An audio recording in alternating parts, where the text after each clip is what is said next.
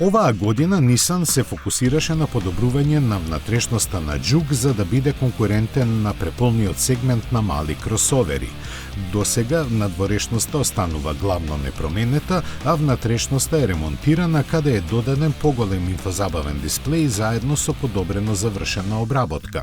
Може би звучи саркастично, но најголемата промена е новиот 12,3 инчен инфозабавен дисплеј кој се наоѓа на врвот на малку редизајнираната контролна табла наклонета кон возачот.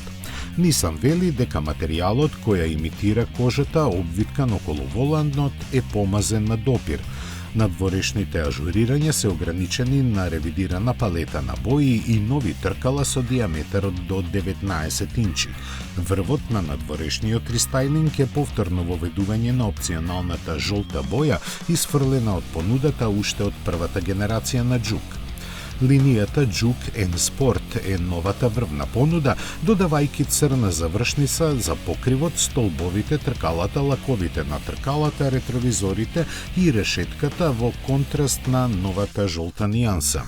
Направениот фейслифт не носи никакви промени во опциите на погонската група кои вклучуваат два избора. Тоа се 1 литарскиот трицилиндричен бензински мотор со турбополнач кој произведува 117 конски сили и 200 ньютон метри, испрекајќи ја силата на предната оска преку 6 степен мануелен или 7 степен ДЦТ менувач. Помотниот и поефикасен Juke хибрид комбинира атмосферски 1,6 литарски 4-цилиндричен мотор кој произведува 94 конски сили и е впарен со електричен мотор кој испорачува 36 киловати. Има пакет батерии со водено ладење од 1,2 киловат-часови и софистициран мултирежим автоматски менувач што испраќа енергија на предната оска.